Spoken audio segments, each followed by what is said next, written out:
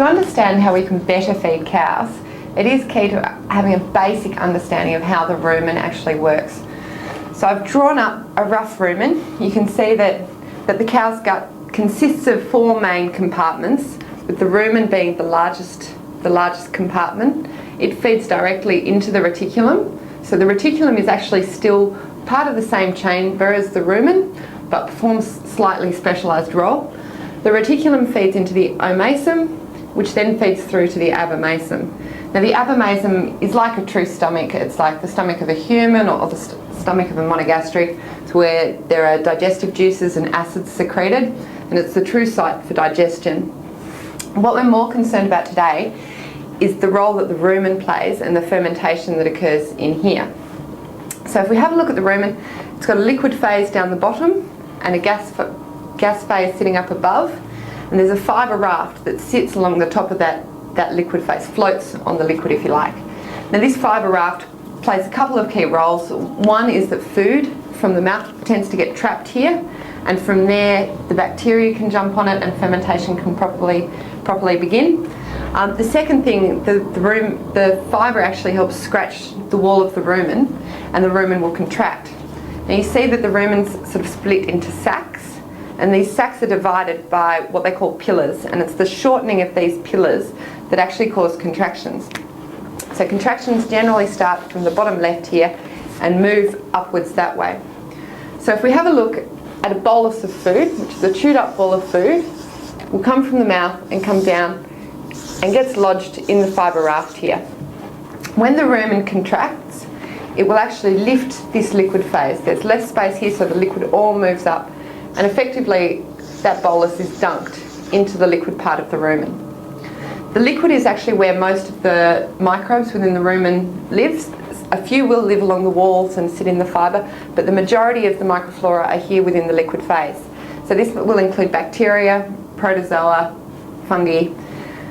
The bacteria will basically jump onto the food and begin the process of fermentation. Now when they ferment, any carbohydrates, or what we think of as energy within the food, is turned into volatile fatty acids,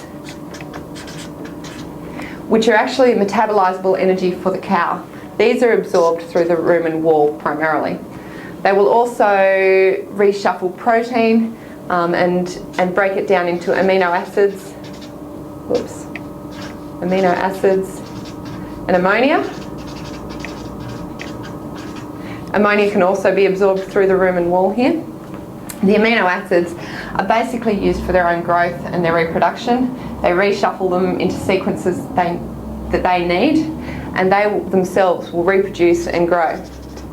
Now the bugs play a very important role in all this fermentation, but they play equally or perhaps even greater importance in the fact that they themselves become food for the cow.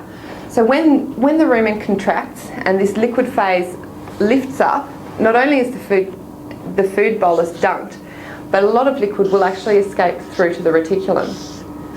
Now, as I said before, the reticulum is part of this same chamber as the rumen, but its role is actually to act as a bit of a filter. So anything that is small enough will make its way through the reticulum and into the omasum. But any large objects, such as undigested food, will actually be regurgitated. There are sensors in here that allow for that to happen. And this is also called rumination. It's actually one of the main reasons that ruminants are called ruminants.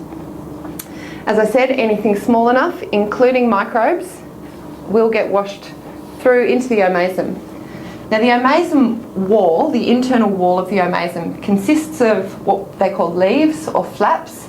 And one of the key roles of the omasum is actually to grind this food down a bit further, so help with breakdown.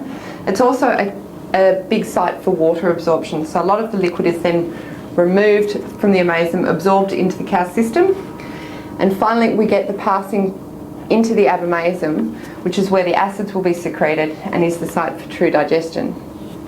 Okay, one of the key messages to come out of this is that what we actually feed the cow is not necessarily cow food. What we are doing is feeding the microbes within the rumen and they are then responsible for turning that into substances that the cow itself can use. Where DFM is important is that it delivers bacteria, yeast and enzymes which do act within this rumen environment. They are specifically chosen to help improve the performance of some of the bacteria that are already there and reduce the performance of any pathogenic bacteria. They play a second role further down through this system, down within the intestine. And here they play an added role. They drop the pH through the production of acids down there that prevents pathogenic bacteria from reproducing and growing as well as they'd like. They also outcompete plenty of pathogenic bacteria in this intestine for space to colonise along the walls. So it is important to understand that DFM plays a big role within the rumen as well as a role further down the gastrointestinal tract.